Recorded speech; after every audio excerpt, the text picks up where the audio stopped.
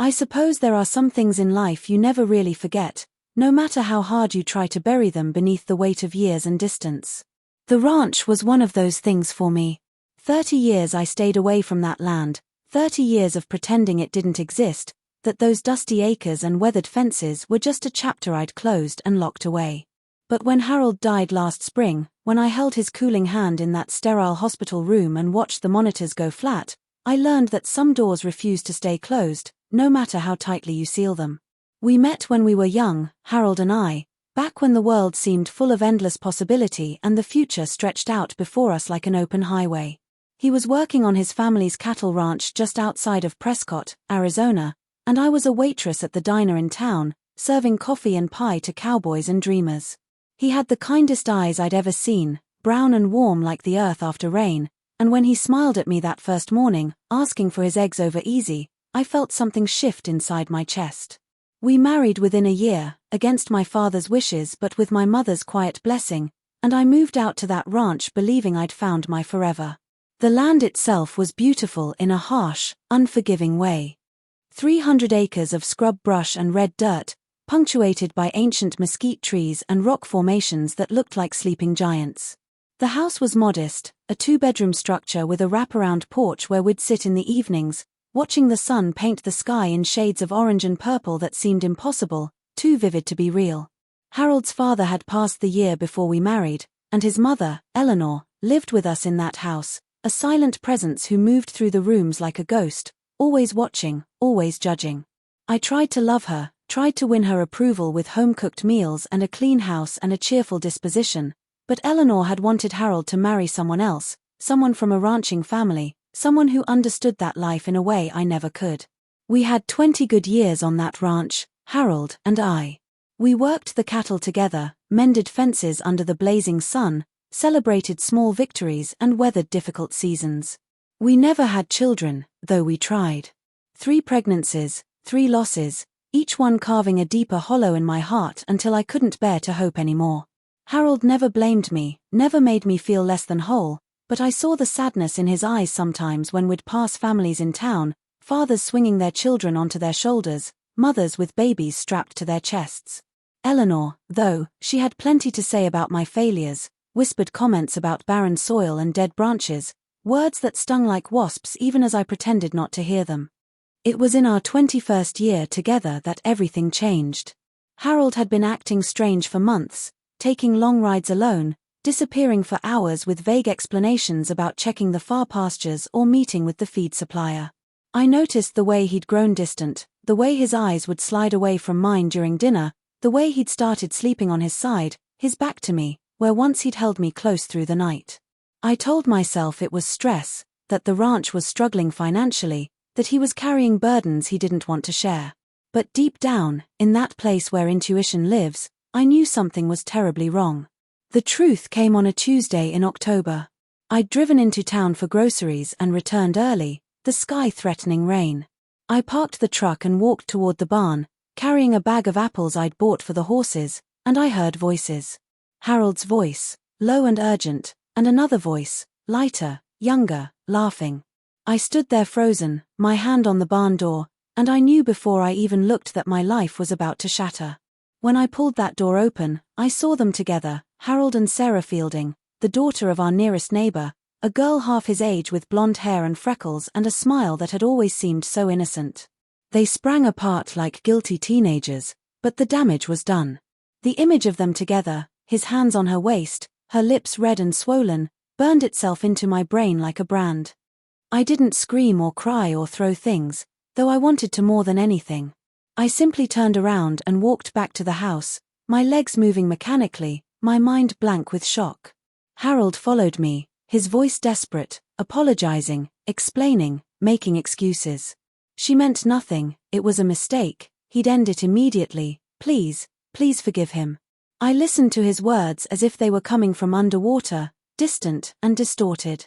Eleanor appeared in the doorway of her room, and the look on her face told me she'd known all along, had perhaps even encouraged it, hoping this would finally drive me away. That night, I packed a single suitcase. Harold begged me to stay, promised it would never happen again, said he loved me, only me, that he'd been a fool. But trust, once broken, doesn't simply mend. It's like a mirror shattered on stone. You can gather the pieces, but the reflection will never be whole again. I told him I needed time, needed space to think, and I drove away from that ranch as the first drops of rain began to fall, not knowing I wouldn't return for 3 decades. I moved in with my sister in Phoenix, got a job at a hotel, built a new life from the rubble of the old one. Harold called every day for the first year, letters arrived weekly, but I couldn't bring myself to respond. Eventually, the calls and letters slowed, then stopped. I heard through mutual acquaintances that he'd stayed on the ranch, that Sarah Fielding had married someone her own age and moved to California, that Eleanor had passed away in her sleep. I felt nothing at this news, or perhaps I felt everything and had simply learned to bury it so deep that it couldn't touch me anymore. Then, impossibly, 10 years after I'd left, Harold appeared at my door. He was older, grayer, his face lined with hard living and regret. He asked if we could talk, and something in his eyes, that same warmth I'd fallen in love with decades before, made me say yes. We sat in a coffee shop for hours, and he told me everything. How he'd been lost that year, feeling the weight of his childless marriage and his mother's constant disappointment, how Sarah had pursued him and he'd been weak and stupid and selfish. How he'd spent every day since regretting it, knowing he'd destroyed the best thing in his life. How he'd never stopped loving me, not for a single moment. I wanted to hate him. I wanted to stand up and walk away and never see him again. But the truth was, I still loved him too, had never stopped despite everything. Love isn't logical, it doesn't follow the rules we think it should. So I made him a deal. We could try again, slowly, but I would never go back to that ranch. That land held too much pain, too many ghosts. He agreed without hesitation, sold the ranch to a developer, and moved to Phoenix. We remarried in a small ceremony with just my sister present, and we built a new life together, a city life, strange and different but somehow right.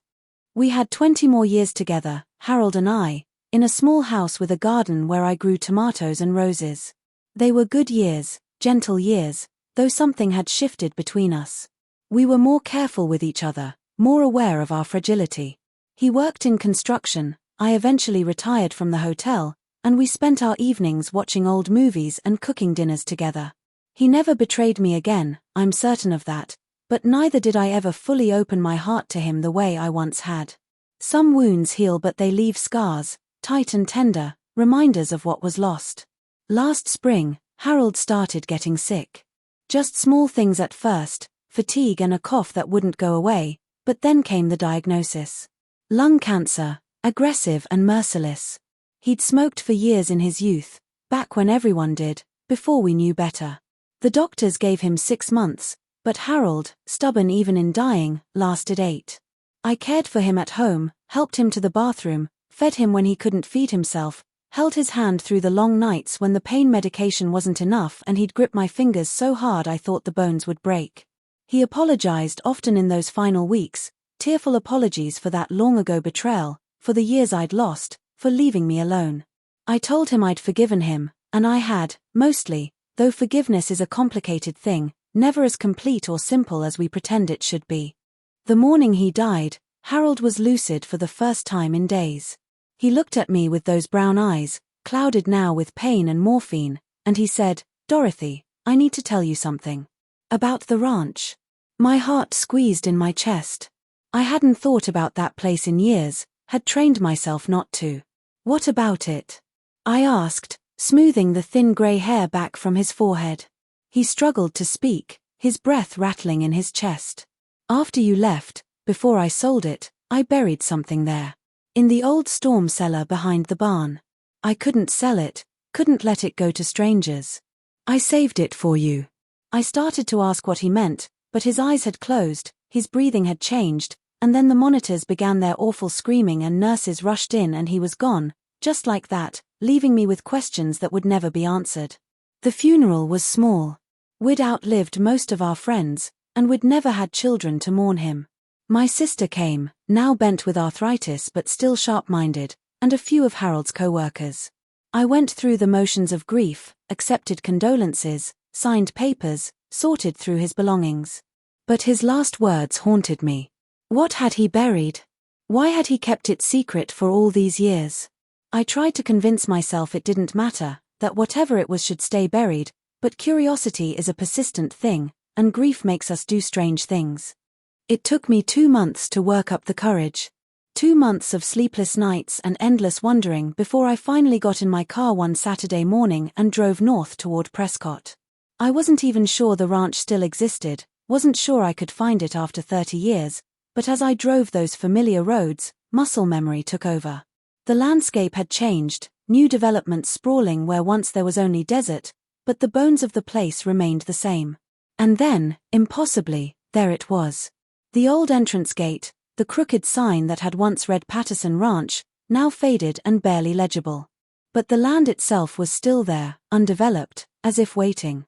I parked by the gate and sat there for a long time, my hands trembling on the steering wheel.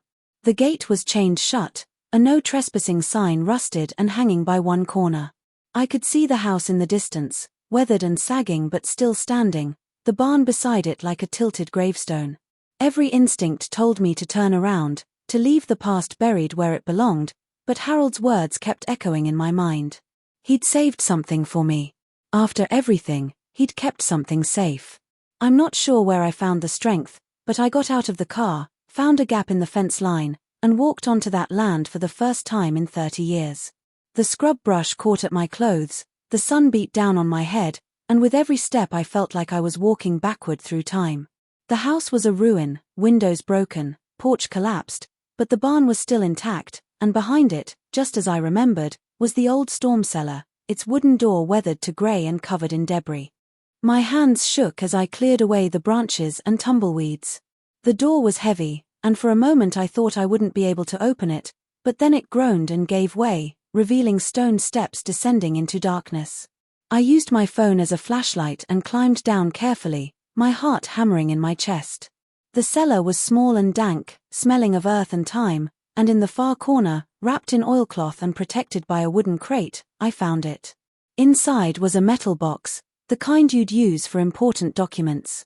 My hands trembled as I opened it, and what I found inside made my breath catch in my throat. Photographs, dozens of them, of us. Harold and me on our wedding day, young and bright with hope. Me in the kitchen, laughing at something off camera. Us together on the porch, his arm around my shoulders. Pictures I'd never seen before, that he must have had developed after I left. Beneath the photos was a journal, Harold's handwriting cramped and earnest across the pages. I sat down on those cold stone steps and began to read. It was a love letter, pages and pages written over the course of that first year after I left. He wrote about his mistake, about the moment he realized what he'd lost, about the life he'd imagined for us that would never be. He wrote about the 3 babies we'd lost, how each one had broken his heart too, how he'd felt helpless watching me grieve. He wrote about his mother's cruelty, how he should have defended me better, should have chosen me over her.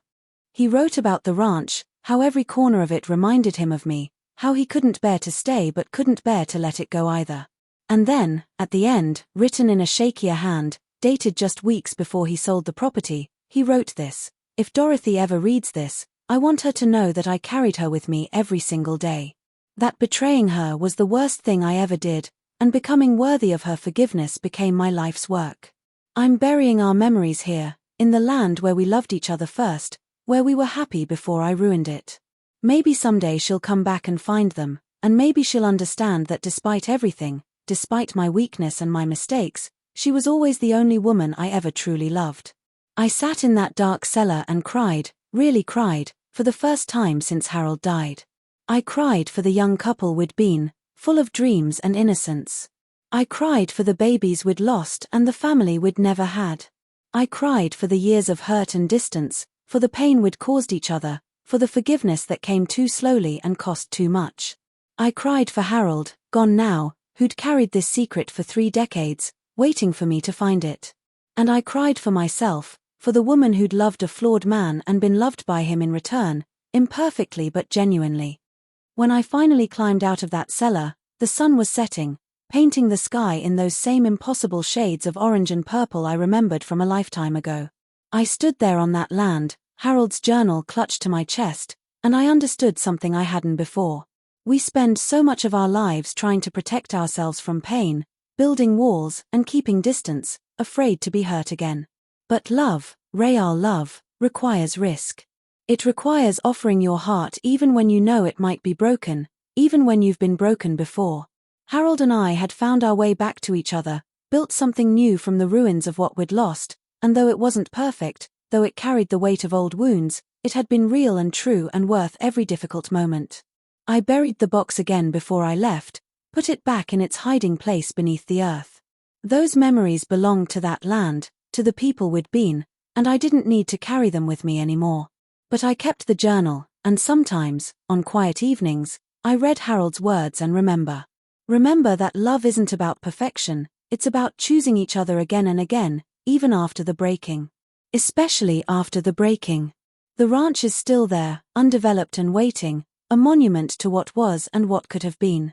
And I'm here, an old woman now, alone again but not empty, carrying inside me a story of love and loss and forgiveness that feels almost too big for one small life to hold.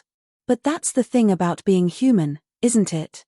We contain multitudes, all the joy and sorrow and beauty and pain, and somehow, impossibly, we survive it all.